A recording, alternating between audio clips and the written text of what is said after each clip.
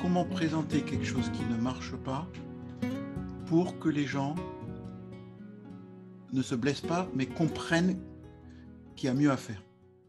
C'est ça la question. Oui, exactement. Comment on évite que ça se reproduise et comment on peut tous améliorer l'efficacité et le rendu, la finalité. Parce que des fois, on ne va pas là où on veut, quoi. On explique quelque chose, ça ne correspond pas et le résultat, il n'est pas le résultat attendu. Ok, donc c'est un gros sujet qui est super impactant. Imagine que non seulement toi, tu sois capable de donner ce qu'on va appeler du feedback à ces gens-là. Donc, feedback, ça signifie je te nourris en retour. Donc, je te donne des informations sur ce qui ne marche pas pour que tu puisses le corriger.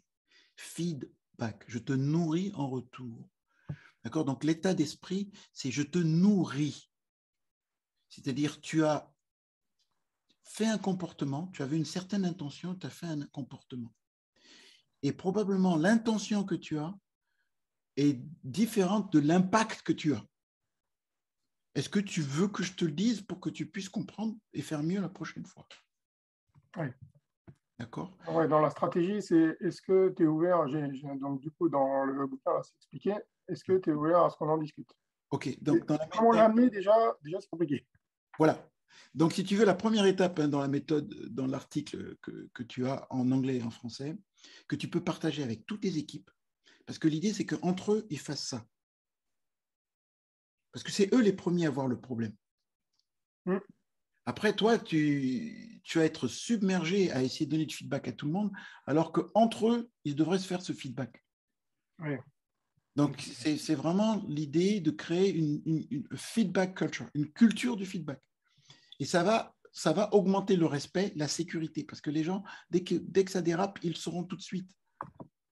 C'est plus facile quand c'est un collègue qui te le dit, quoi. Si tu as le patron qui te tombe dessus, tu as l'impression que le ciel te tombe dessus, ça fait mal. Après, pendant deux jours, tu as peur de perdre ton poste, et tu as peur. Donc, les gens, ils ont peur. Donc, toi, tu dois te gérer, si on a tous peur, et quand on ne se connaît pas, ça va être très compliqué de se faire confiance et de se dire la vérité. Et à tous les niveaux, tu vas dans un comité de direction, les gens ne se disent pas la vérité. Pourquoi? Pour ces mêmes raisons-là. Donc, il faut déjà changer ton attitude. Tu veux dire, je le nourris.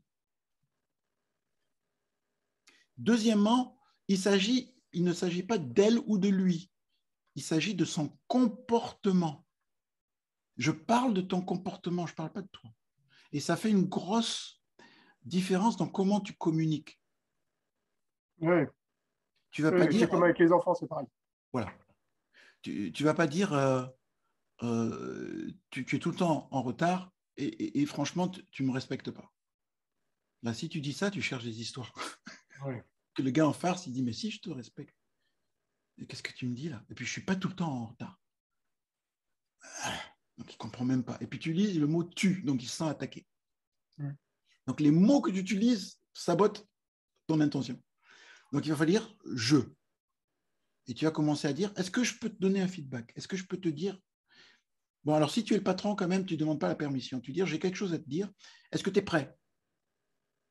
Il n'est peut-être pas prêt, on prend le temps, etc. On se va à la cafette, on va à un truc, on va au bureau, mais tu le fais carrément dessus. Quelquefois, tu ne demandes même pas la permission. Mais si c'est un collègue, c'est très important la permission. Si c'est ton épouse, je pense que c'est une bonne importance de demander de la permission. Parce que si tu te dis non, tu ne fais rien. D'accord? Bon. Alors, et si c'est ton patron, alors la grosse permission. Il y a quelque chose qui ne va pas, est-ce que je peux m'exprimer là? Il y a quelque chose qui ne passe pas. Et là, c'est difficile. Donc, commence pas par ton patron. Parce que moi, j'ai beaucoup de gens, je leur enseigne le feedback aux gens et ils commencent par, ils vont directement le patron dans les formations, ils vont directement le patron. Bon, maintenant qu'on a le droit de donner un feedback, j'ai un feedback à te donner. Et le patron. Par contre, les pairs, tu peux commencer. Et c'est les gens qui sont en dessous de toi, c'est ton job. Donc, si tu as des difficultés à le faire, déjà, tu n'es pas assez performant dans ton job aujourd'hui. Oui, tout à fait. Ah ben oui, mais c'est pour ça, en fait, c'est un point important, parce que il y a des choses que j'explique, que je vois, par exemple, que ça ne va pas du tout comme j'avais expliqué, donc je réexplique. quand je vois que ça se reproduit encore, je sais pas, 2 mois, 3 mois, 6 mois après, c'est pas comme ça que je veux qu'on fasse, ou c'est pas cette méthode-là que je veux qu'on emploie. Ouais. Je veux que j'ai pas été clair, quoi. Donc, Voilà. et ça n'a pas marqué, en fait, ça n'a pas marché. Donc, Voilà. Donc, j'ai un bâton magique pour toi. cool. Il y a 5 étapes. Tu fais ces 5 étapes, tu vas avoir une seule conversation terminée. Ça t'intéresse? Oui, oui, Bon, oui. bon, c'est la vidéo, c'est tous les vidéos. Tu vas sur YouTube, il y a plein de trucs. Il y a plein de trucs là-dessus. Tu vois, ça, c'est super important. Donc, première étape, permission. Deuxième étape, tu donnes des faits concrets, observables. Ouais. Écoute, tu es arrivé à 8h10. Et 8h10, ce n'est pas 8h. Allez, ouais, mais c'était 8h09. Ok, tu es arrêté 8h09. C'est toujours pas 8 heures. Hier, tu es arrivé 8h15. Avant-hier, tu es arrivé 8h20. Ok? C'est ça dont on parle. Oui. Pour moi, bon, tu es en retard. Mais 3 fois de suite. On a eu un accord qu'on arrivait à 8h. Tout le monde était à l'heure à 8h. Tu es en retard. Donc, tu donnes des faits. C'est observable. On ne peut pas. Tu vois? Si tu dis, quelqu'un dans le couloir m'a dit que. Alors là, ça ne marchera pas. Tu dis une opinion, un jugement. Là, tu cherches des histoires. Mais tu dis, je ne sais pas. Tu vois, regarde la boîte là. Elle est pratiquement vide. Tu vois, elle est vide. Il n'y en a plus assez pour la réunion. Ton job, c'est de t'occuper de cette boîte. D'accord? Oui. La boîte est vide. Les boîtes sont tout le temps vides. Il nous reste 10 minutes avant la réunion, la boîte est vide. C'est ton job. Oui? OK. Bon. Voici la situation dont j'en parle. Juste la situation. Et tu prépares ça, tac, tac, tac, tac, tac, tac, tac, tac, tac, rationnel. Donc, tu travailles sur le cerveau gauche. Maintenant, tu commences à basculer sur le cerveau droit. L'impact. Donc, tu commences d'une façon rationnelle. Mais du coup, si tu veux, comme tu es arrivé, tu as raté les premiers éléments de la réunion et que tu es arrivé en retard, tu as posé des questions qui auraient été répondues, qui n'auraient pas eu à avoir lieu parce que, voilà. Donc, du coup, on a dû répondre à cette question-là, mais on avait posé les bases, la règle, l'agenda, et on a déraillé un tout petit peu, on a perdu 10 minutes. Bon.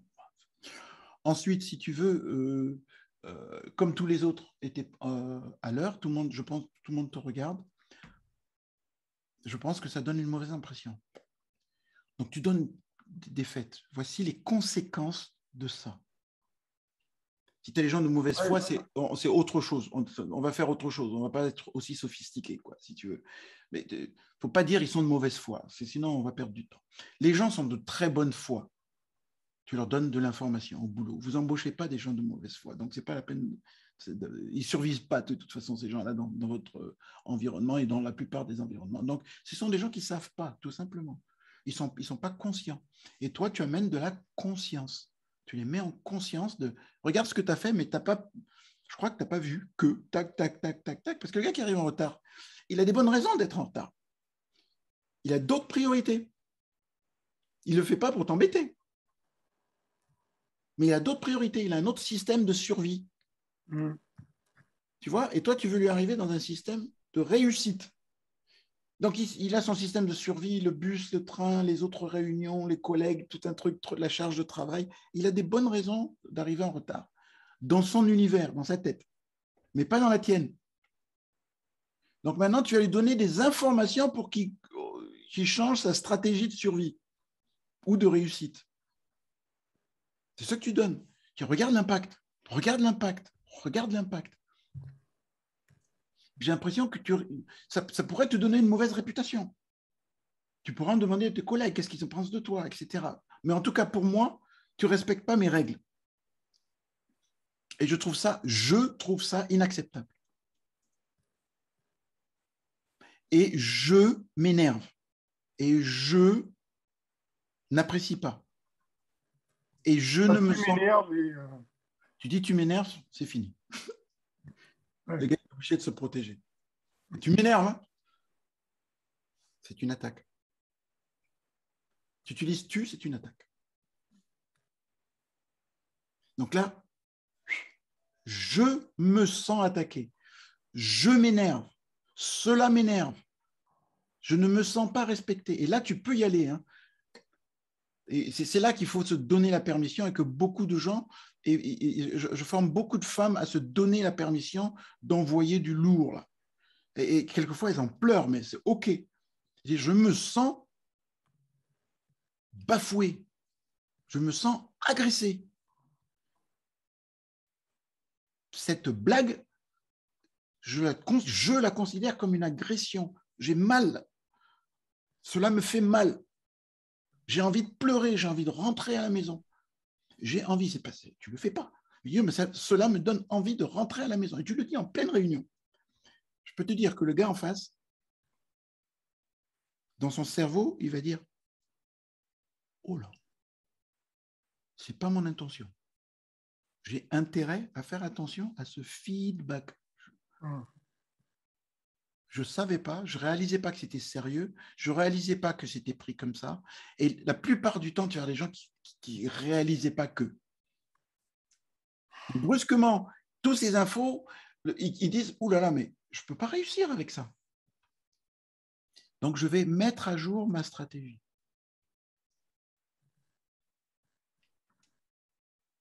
Et brusquement, des gens sachant qu'ils vont avoir cette conversation-là qui n'est pas agréable, ils vont être moins blessés, mais en tout cas, ils auront compris la cause-effet. Donc, ils peuvent décider d'adapter leur comportement. C'est eux qui décident. Tu ne peux pas les changer. Oui, tout à fait.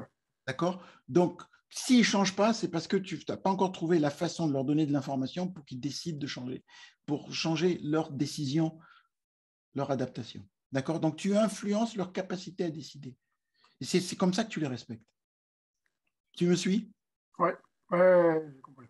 Donc, tu arrives, si tu fais le patron, je commande, et puis ça va se passer, ça ne marche pas. Ça ne marche pas. Alors, ça te rassure en tant que commandeur, mais ça ne marche pas. Ouais. Par contre, tu donnes les informations aux gens pour qu'eux, ils comprennent que c'est une meilleure façon de faire, de vivre, et que ça correspond à leurs valeurs, à leur intention initiale. Ils vont décider d'eux-mêmes, ah ouais, tiens, maintenant je vais faire attention. Parce qu'en tout cas, avec toi, être en retard, ce n'est pas une bonne façon d'y aller. Et ne pas être préparé pour la réunion et ne pas être structuré et faire ci et faire ci et faire ça, ça ne va pas marcher et tu vas les choper chaque fois. Chaque fois, feedback. Mais ils ne vont pas le refaire. En fait, là, clairement, dès qu'il y a un souci, qu'on constate quelque chose, il faut le traiter, quoi. Il ne faut rien laisser traîner, quoi. Tout de suite. Tout traiter, tout de suite. Tout de suite. Alors, il y a des niveaux d'expertise là-dedans. Tu trouveras des manuels qui t'expliquent comment t'évaluer dans ta capacité, quoi, parce que tu montes de grade dans le feedback. Mais au bout d'un moment, tu vas te retrouver, et ça se passe comme ça, tu vas tout de suite passer à l'impact, par exemple. Tu vas dire, ouh là là, il y a quelque chose qui m'énerve là, je ne me sens pas bien. Là. Je ne peux pas mettre le doigt dessus, mais là, ça ne va pas pour moi. En fait, tu n'arrives même pas à nommer qu'est-ce qui s'est passé qui fait que, mais tu nommes ton mal-être. Et tu le mets sur la table. Il y a quelque chose qui ne va pas là. Mais tu ne l'as pas dit, il y a quelque chose que toi, tu as fait que tu me... Non. Il dit non, stop, il y a quelque chose que je ne sens pas là, ça ne va pas. Là, tu es dans l'impact. Ça, c'est du feedback. Une fois que tu as dit l'impact, tu mets ta demande. Voici ce que je veux.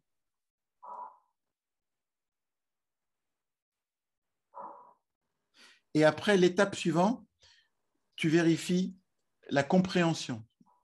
Mutual understanding, tu vois. Est-ce qu'on s'est compris? Et c'est bien si après la personne, elle te dise oui, bon, c'est pas ce que je voulais, parce que si, ils vont des trucs. Mais est-ce que tu m'as compris? Oui. Voilà. Et en général, tu livres tout ça sans interruption. Il y a 1000 méthodes où il y a des conversations et puis ça prend beaucoup trop de temps. Parce que toi, tu as un feedback, tu dois le placer en 30 secondes, en fait. Même pas en 30 secondes, 20 secondes. Boum, boum, boum, boum, boum, boum, boum, boum, c'est tout. C'est pas Donc, les... il faut préparer avant. Oui, oui, mais au bout d'un Alors, moment... pour l'instant, pour moi. Oui, mais si tu le fais jamais, si tu veux brusquement, c'est un gros truc solennel et lourd, tu vois. Mais si tu es habitué à faire ça, ce qui se passe, c'est que c'est au quotidien. Alors, le dernier élément, bon, ça c'est la méthode, mais au niveau de l'attitude de l'approche, il faut te dire que le problème n'est pas le feedback négatif. Le problème, c'est le manque de feedback positif. Intéressant aussi. Donc, pour un feedback négatif, tu dois avoir donné 5 feedbacks positifs. Et là, personne ne le fait.